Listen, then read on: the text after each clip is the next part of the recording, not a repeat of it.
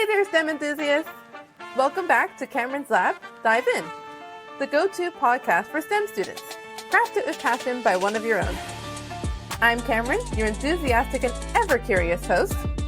Buckle up for today's insightful episode. Ready to dive in? Welcome back to Kameron's Lab. Today I am very excited to be joined by the famous Curran. He's an American artist known for his kinetic sculptures. You laugh when I say famous, but you are. You definitely are. I don't feel famous, but okay, you keep going. I won't interrupt. No. He's quite well known for his kinetic sculptures that intricately blend the mechanics and technology of human innovation with the organic elements of nature. He received his Bachelor of Fine Arts from Cornish College of the Arts, where he honed his skills in painting and sculpture. Based in Seattle, Casey's work has been featured in numerous key galleries and museums, including Herpen Arts. His art invites user interaction, animating scenes of flora and fauna that explore themes of growth, decay, and the environmental impacts of human activities. Some of his notable exhibitions include Escaping Earth, really cool title, at the Houston Center for Contemporary Craft, and his work has been highlighted in publications like High Fructose and The Strange. Finally, his career is also distinguished by several prestigious awards and residencies, including the Amazon Artist in Residence in 2019, the GAP Grant for Artist Trust in 2014 and 2010, and multiple accolades from the Sculpture Space Residency in New York. So, wow, that is quite a lot. Casey, thank you so much for joining me. And there's more. I just need to update my website. I have somebody doing that for me now, so that's great. So I wanted to continue to talk with you today, actually because of my mom. I was inspired by her, because when we first saw your work with Mona Patel's dress, she was like, people can do that? Like, it's moving, isn't it? And I was like, yep, it's definitely moving. That's when I started to learn a little bit more about kinetic sculptures and how you can apply these mechanics to art. And I found that really fascinating. So that's why I really wanted to join you today. Well, help you join me. So I could learn a little bit more about your work and what you do. Sure. Definitely for today, I wanted to say, so a lot of your work in creating your sculptures, it seems like you seek patterns in the environment and then also some symmetry from the ecosystem. How would you say that these elements influence the design and movement for your pieces?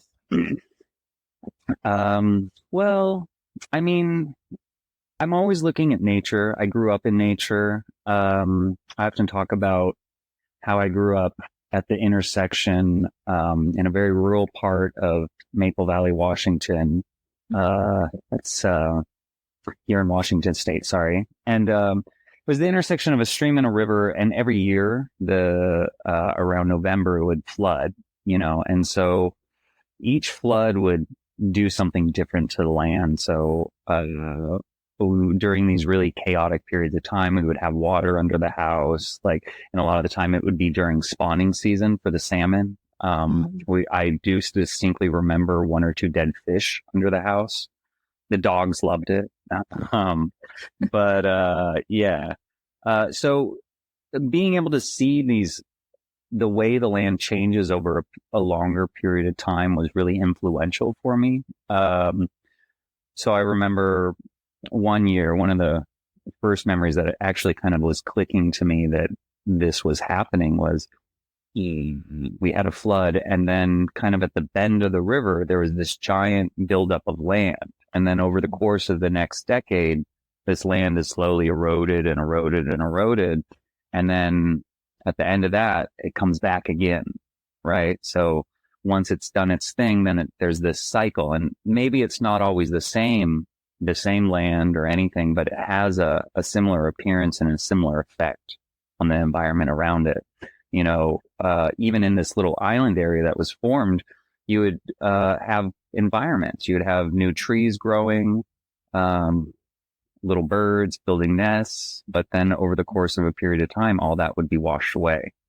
And so a lot of the concepts that I'm interested in my work have to deal with that in-between space, or that tumultuous period of time between making and disintegrating, or coming together and falling apart. And so you'll see that in a lot of my earlier work. And now a lot of my work is centered very similar, but centered a lot about our psychological relationships to nature, and what does that mean, and how do we navigate this this razor's edge between like being a thinking animal and like also a very impulsive animal. Like we have our desires, and how do we tamp them down so we don't destroy everything around us? Because like humanity as a whole, and I mean, this is kind of like my philosophy, like we have now become a second force of nature. We have sculpted the land. We built so much, and we've changed so much. I mean, we split a continent in two down in Panama. Like that's cool, but it's also, it's crazy. Scary. These things are crazy. Wow. I don't know if that answered your question. I just kind of jumped into it. No, it definitely does. It's okay, great. I think like you're getting that influence from home and just watching how things are changing over time. But I like how you mentioned as well that it seems to be coming back in maybe not the same way, but it comes back in a different form every single time, which is quite interesting. Yeah. Yeah, there's somebody's added an art opening, and I hadn't heard it, but I know that it's been out there, but he said, history doesn't necessarily repeat, but it usually rhymes, and so like, I think we can look right now at our political landscape and see the rise of fascism or, authoritarian, like this, maybe not I don't want to, I'll just say fascism, but like there is a certain subset of the population that is drawn to a strong authority figure. And I don't know what societal factors create that, impetus, but it seems like it happens every so many decades. So who knows if it's every 50 years or every 100 years, or if it's only because like specific environmental like keystones have been met or linchpins have been pulled out. We'll see.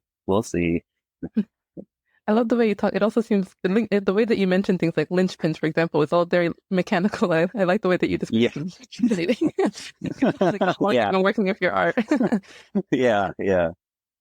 I wanted to talk about, because one of the things that you mentioned when you were talking about these environmental influences is that like razor blade edge that you have to walk when you're looking at the difference between like just nature versus like the human impact of it. Does that also come into play like in your art in terms of like the delicacy of it all? Because your art is really quite fine and refined as well. I want to ask, is that influenced by that at all? Thank you. Influenced, I mean, it is delicate, but I think that's just a product of the materials that I'm using. Ever since I was a little kid, I had always played with wire, and then I saw Alexander Calder, and then I started making kinetic art. Like that was the seed for everything. So, I mean, the delicacy, I haven't really thought about it like that. It's just a product. It's just a byproduct, it happens. I like that on your website. I know you said you were updating it, but I like the line that you have where it says, I create work that attempts to straddle the concepts of chaos, pattern, and emergence. Would you mind elaborating on what that actually means and then how you try to bring that into your work? Yeah, I know. It's kind of like abstract. Sometimes I write a little poetically and some people are like, what is he talking about? So like for me, this this concept of like, chaos, pattern, and emergence, it makes me think of the Big Bang. It makes me think of the formation of stars. It makes me think of like, quantum mechanics and how bits of matter are brought together. And then when you bring enough bits of matter together and you heat them up enough, or you put enough calories into that system, then, some magical thing happened and life was created, or a protein was created. And then those proteins got a membrane cell or something. And then, things just cascaded from there. And so like when I talk about chaos, like something comes from the void for me. And like, I'm not necessarily a very spiritual person, but I feel like if there was some kind of higher power, it would take the form of gravity as like this thing that can pull the world together. But then also crush stuff like black holes are a monster, but whatever. So chaos, pattern, and then emergence. So for chaos, emergence, and pattern, I forget the order, but I'll double check. whatever I wrote down, that's what it is for me. Like whatever I said back then, it's the same. Yeah, whatever I said, I said. Yeah. I wanted to go back because you briefly mentioned the materials that you use, and just like through my own trying to look into it a little bit more.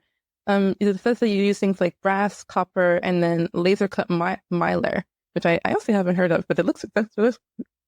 It looks really Yeah, thank you. Excuse me. Yeah, I use brass a lot in the material. I've always been really drawn to kind of that gold color. I mean, maybe someday I'll start using actual gold. We'll see. I mean, I just got to get that client that's like, let's invest. So maybe we'll get there, but there's something about the quality of this yellow gold. And, you know, I feel like people are a bit like magpies and they're like, ooh, something shiny. And it adds kind of like that jewelry quality to it as well. And then, you know, throughout my career, I've always been introducing different types of materials. And that's where I find a lot of inspiration. Like you find a new material and then you push it, pull it, poke it, rip it apart, figure out what it can do for you. And then become an expert at it or become, you know, an experienced novice, whatever. And then start utilizing it within your constructions or within your practice. So once I had interned with an artist here in Seattle, Katie Stone. She makes these really gorgeous mylar installations, and she paints them, and they're layered. And I really credit her with being able to understand how to put together giant, large scale sculptures. Cause I have some of those in my past. I'm not doing quite as many of those. I've found more joy in the small making. But you know, I do like installations. Anyway, that's a segue. We'll talk about that. I don't want to close off any doors. That's what I'm saying. We definitely right. So, you know, any material, there was this one, not a lot of people use it, but it's really gorgeous. It's called fantasy film. And, what it is it's like this plastic dip, and, it's kind of like plastic particles suspended in almost an acetone. And so what happens is you would build a ring, or the shape of a petal in brass or copper or metal. And then you would dip it into this plastic dip, and just like the surface tension when you're blowing bubbles, it creates that sheet of film in the void space, and then the acetone evaporates, and then you're left with like this hard, beautiful, shiny shape. And I stopped using that because I think it's pretty toxic, so I didn't want to use that anymore. But I made some really great work with it. That ship has sailed. And now, like, I use the mylar, and I've found a lot of joy in it because the mylar has a natural spring to it.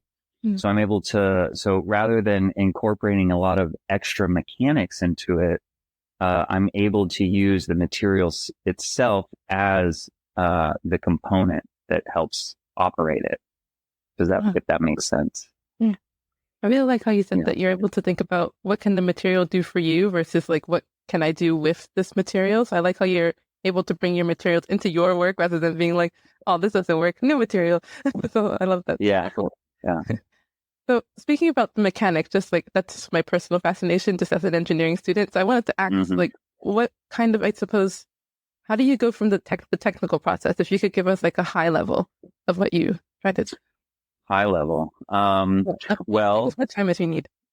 Sure. I mean, like, I don't, like, it's interesting because a lot of people look at the work and they think it's super like technical, or there's like some very intense engineering behind it. And it's not. Like, a lot of the smaller wall pieces that I make, that are these kind of like these tableaus of flora and fauna fluttering or insects and stuff like that, you'll notice that the vast majority of them are operated just by a single crankshaft at the bottom. So like you turn it and then you've just got little bits going up and down, and that's all it is. And I spent many years as a child playing with origami.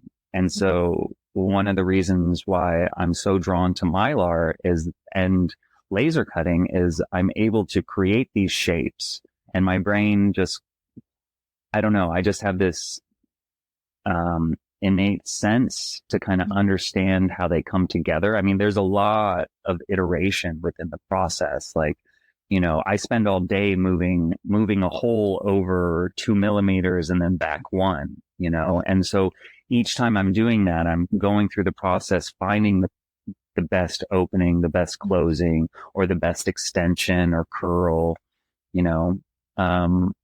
So a lot, and then to go back to the crankshaft, it's this up and down motion.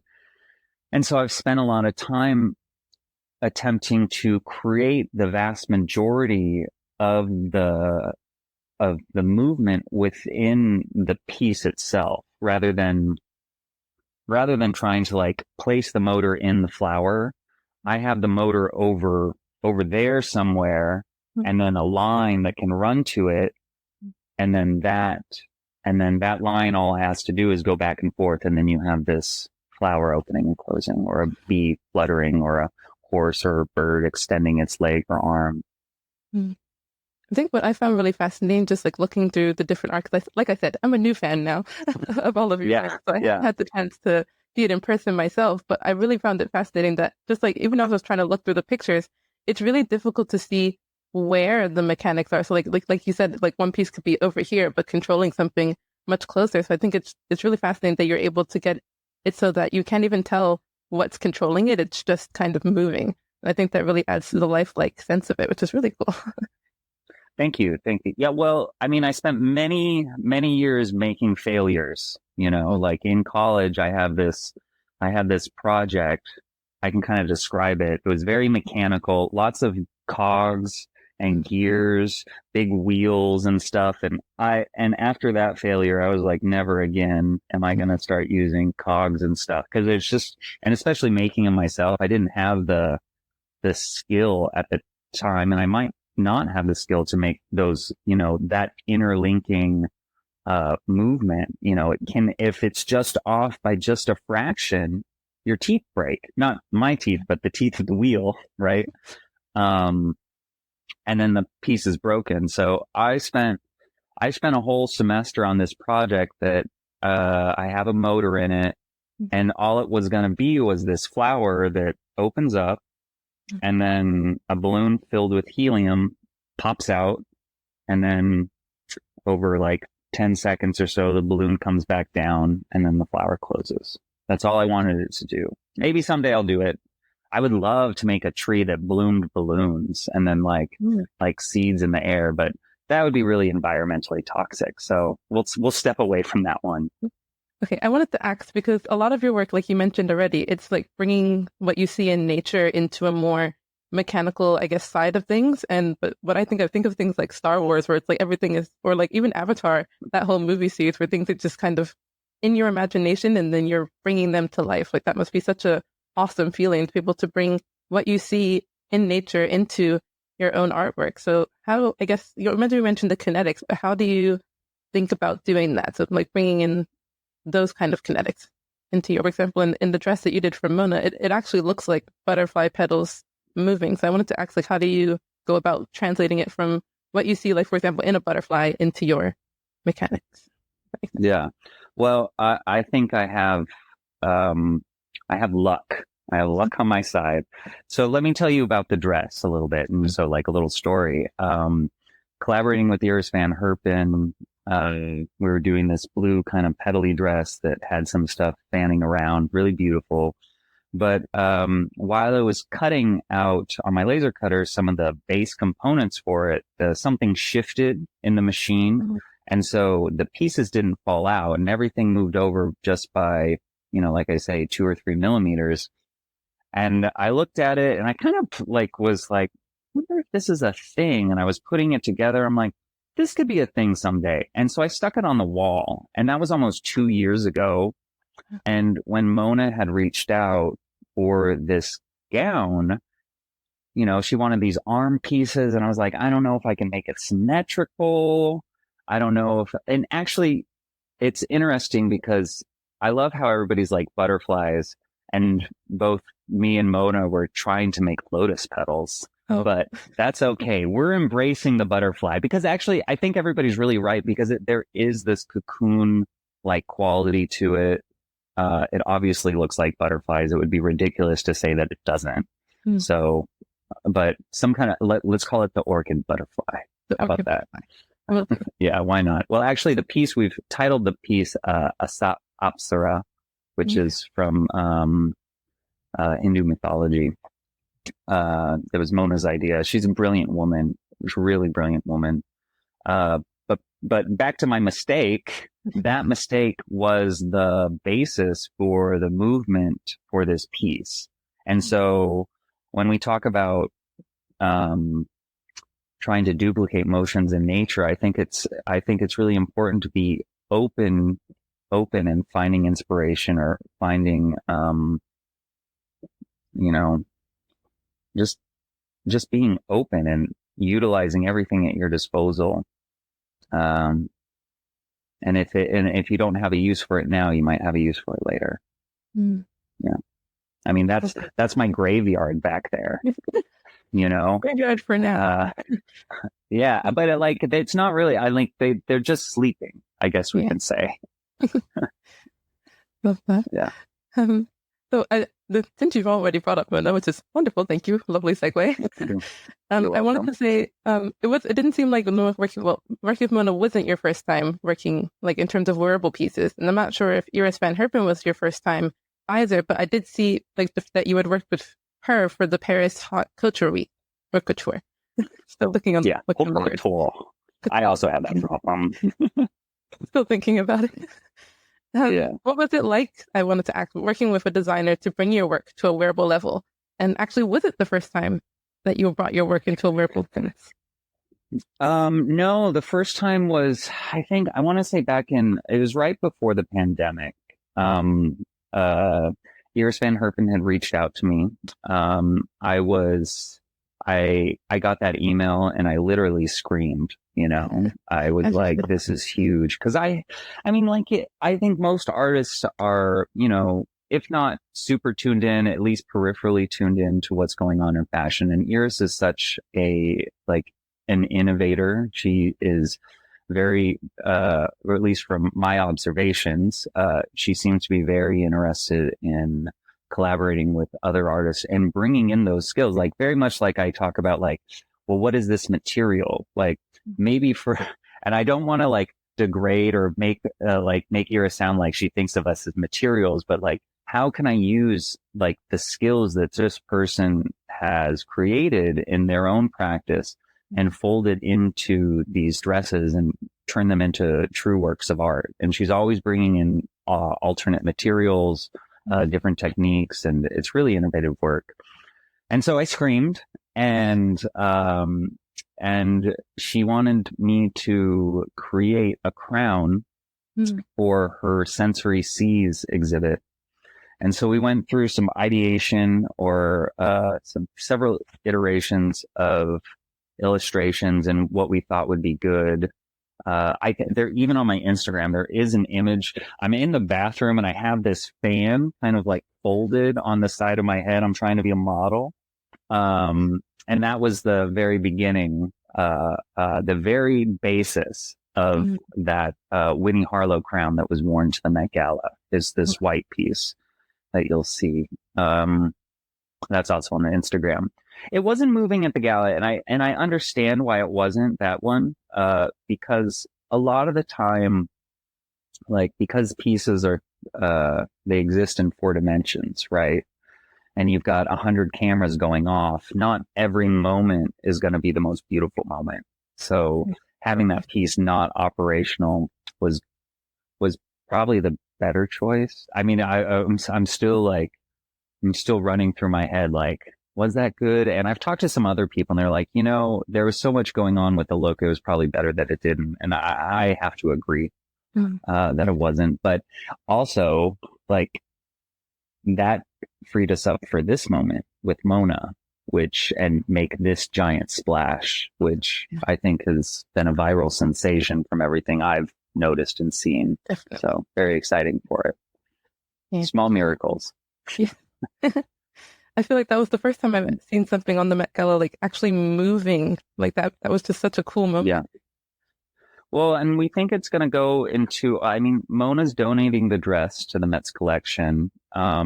She really wants to hold on to those arm pieces. And I'm like, I'll make you some more. Don't you worry. Just get it in that collection. It's like, be very nice to have on my resume. And it would be the first kinetic accessory in the collection. And for me, that feels a little historic and like it makes my heart pound a little bit. Yeah. Well, I don't know. Like I'm just some dude in Seattle. So, so it feels historic, which is wild. It's really wild. But, I keep like jumping around. No, yeah. Okay. Is it okay? Yeah. So we're working, I'm in the bathroom taking photos, trying to be a model of this with this piece. And I'm working on it. The due date's coming up. I fail. Okay. No. Like the show that the sensory sees show, that the crown was supposed to be in, like, I just couldn't meet the deadline. And it was really sad. About 2 or 3 days later, I was able to figure it out. And yeah, of course, that's the way it works. But, and Iris was kind enough to invite me back and try it again. And that's how we created both versions of the Minds in Motion mask. You'll see the one that has more feathers on the sides, very wing-like. And then the second one, the smaller iteration, I don't know how you would describe it. But there is some kind of natural element to it. Like the one that goes out like this, it's very obvious that these are generated from the feathers or that the shapes are generated from wing feathers. But this one, it's different. It's different. Organic, but not immediately recognizable. Alien, almost. So then that happened, and everything else is history, I guess. And then kept working and yada, yada, yada. And now I'm here. Oh, wow. I feel like this is like every like artist's dream to have that chance to be able to really, I guess, put your work out there and also to have somebody wear it. I feel like that must have been so surreal for you to experience. Wow. Really cool. Yeah, it was surreal. And, I never actually thought I would do anything with fashion. I don't know how to sew. I still don't know how to sew. I don't think I'm going to learn how to sew because there's other people that do it so much better. Right. So I like to stay in I branch out. Right. But sewing has such a deep history. It's been around for millennia. And there's a craft to it that takes decades to really learn and master. And if I can find the right people, which I have, to collaborate with and build that mastery of two different materials, we're creating something new that nobody's ever seen before. And I think that's where a lot of magic happens, like this synergy between art, technology, design. And a lot of the time we talk about too many cooks in the kitchen. But if there is a moment when you're cooking that it's almost like a dance. And if everybody's doing it right, you come out and you're a Michelin star restaurant. I don't know if that's what I did, but I'm serving, girl. I mean, it certainly looks like it. Definitely served. Sure. Thank you. So I wanted to go back to Mona, the collaboration with Mona. So I know that you said it was one of the, like, frankly challenging, like technically challenges that you had done. Could you talk about maybe the creative process? Like what happened, like when she came to you and you were like, what is this? Or how did that go? Well, Mona came to me. I didn't know who she was, like much of the world. I did do a small, actually, I didn't do the research. My friends and family did the research on her. I'm just like, I don't care who these people are. I'm just going to make the work. I love it. And then they start sending me all these like, stories before she had blown up about like her life and how she's come up. She really is the kindest, and most brilliant women that I have ever met, and fucking gorgeous. Like, and that's secondary to everything that's inside of her head. I mean, quite frankly, Harvard grad, business school, she does tech startups. She does it all, and so welcoming, so kind. And she's, I don't know. I'm very happy to have her in my life. But the collaboration itself, with all that said, Mona is a type A personality. You don't get to where you are without the drive and determination that creates that kind of person. And I thrive off of challenges and trying to solve problems. And so we just went forward. I made multiple iterations of the design. It was going in, and you can kind of see in some of the videos the fast forwarding through it, like of the process. And no, I'm not going to pull it out. I'm sorry. I'm not going to do it. The process was great. I mean, I can't say anything better, because it really was magic. Like, it was coming together. There was a period of time that we almost dropped it. Because I hadn't really been thinking about how to attach it to the arm. I just make, and I just know that we'll find a solution. And that's what happened. I had sent a video saying like, okay, everything's kind of operational. We're going to attach it up here and down at the hand. And then everything kind of like hung. And she was like, no. I was like, what are you talking about? This is great. You don't like it? I mean, I didn't say that. I was like, yeah, this looks weird. But like at some point she's like, well, can we detach them? And I was like, duh. Yeah, of course we can detach them. And so I just attached them for that elbow joint. Right. Because they were all attached as like pieces of mylar together in a long line. And like, if they're attached together, they can't bend like this. Anyway, I'm not going to do a visual thing. And so we went through that. Iris's studio had sent the same fabric that she had used for the dress. It's so this beautiful lace, and then this kind of skin tone organza, created a composite of those.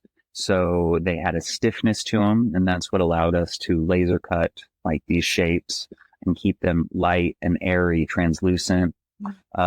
Incorporated gold. I gold leafed my mylar, so it still maintained that same material quality that I want and that I'm able to generate from my pieces, and then smush it all together, and then put it on her arms and activated it, and it was magic, and it was really beautiful. Like, I flew from the week before the Met. I had to fly to Paris, was there for like 2 days to deinstall my Daphne sculpture, which is now going to Australia. And then right after that, at like 5 a.m, I have to fly from there to New York and like get off the plane and go straight to this photo shoot that everybody has seen the images from. And that was the first time we've seen everything together. I had never seen the dress all together. And when I opened up the piece, we put it on Mona. I mean, there was silence in the room. Everybody was just like, holy shit. And I was like, does it look good? Do you guys like it? And like the lady that rented out the space that we were all in, like she had tears in her eyes. She was just like, this is too beautiful. So I mean, like those moments when you can make something that really touches a person's heart or moves them in that way is really meaningful, and it makes the work that much more worth it. Definitely. Wow. Yeah. And then this is my last few questions. I wanted to bring back, because my mom, like I mentioned, when she saw your dress, and well, not your dress, apologies, when she saw your armband, she told me, she was like, I gained this new appreciation in terms of like engineering and how you can do these amazing things with kinetics and motion. So I wanted to ask if you have any, I guess, thoughts about how you think that kinetic sculptures, especially when they're wearable, can really change people's perspective in terms of what's really, I guess, possible with this kind of artwork. Yeah, I mean, and I think it'll be interesting. I think enough people have seen it, so there'll be, and I don't want to like discourage people from this, but there will be those copycat moments. I mean, they'll make them their own, but I think it'll be great. I mean, there's other artists out there that are doing this thing. Like Kameron Hughes is a great example. I don't know if you're familiar with his work. I know. No, you should look him up. He does some really gorgeous pieces, but technically innovative. Like he's a genius. I looked at some of his videos, and he's patented a few mechanisms and other stuff. Oh. So his brain is a little different than my brain. He's good at programming. He's good at all the servo stuff. But yeah, so it will be interesting to see how people react and what artwork comes from everybody out there. It isn't practical, like these kinetic things aren't practical. No, you can't wear them to the grocery store, but I mean, like, they're fun. There is a wow moment. So it would be nice to pull them into more of like the common day lexicon of wearable fashion. I mean, I didn't invent this saying, but what is it? Fashion is so awful, we have to change it every 6 months, Like that's not my saying, but like I remember it all the time. And so it's like the world is always trying to innovate. And so, I'm here now, but somebody is going to make something 10 times more beautiful in the future, and I'm here for it. Hard to imagine having seen what we've seen already, but looking forward to it as well. It sounds really awesome. Well, maybe it'll be a competition. Dun, dun, dun. I thrive on a competition. Who knows? I mean, just so long as it's not, just so long as it's friendly. Yeah, friendly. Anyway, yeah. So my last question is... People take... Oh, sorry. No, sorry. You go ahead. No, I was just saying, like, sometimes people take themselves too seriously. Like, I always think about the work, like, there is, like, deep concepts behind a lot of my work, but at the same time, like, to maintain my sanity, I have to make fun of it. Like, I have to, somebody was talking, like, my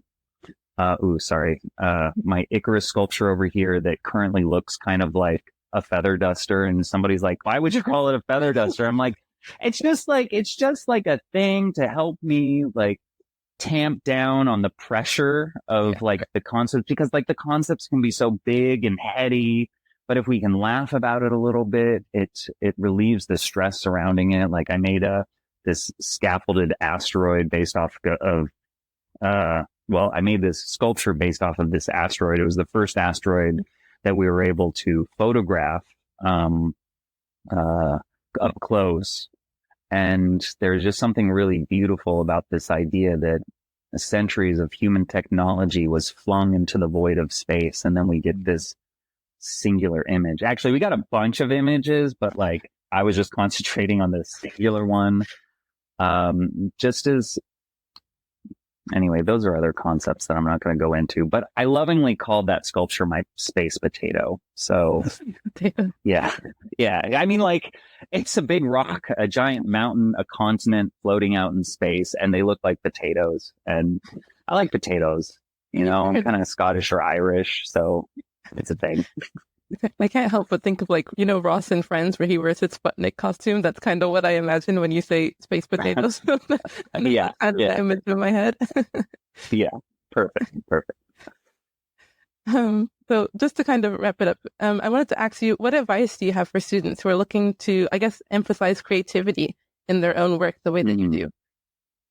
Yeah, I think that they're, with the advent of AI and, ChatGPT and how, obsessed humanity seems to be with technology right now, I would say, yes, learn the stuff, but learn the tools. I mean, technology is a tool, but it is not the end all and be all. You need to put your hands on materials.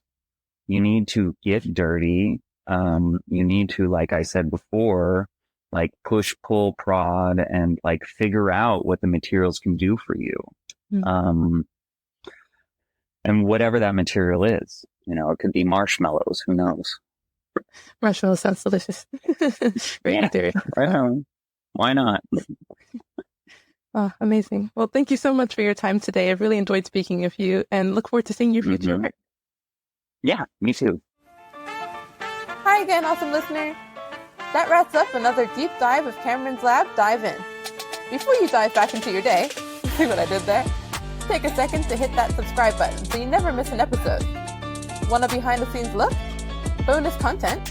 Or just some good old STEM fun? Follow me on my socials, Instagram, TikTok, and YouTube at Kameron's Lab. And remember, every episode is a new adventure, and we've got some thrilling dives lined up for you. Don't miss out! Until next time, stay curious and keep exploring.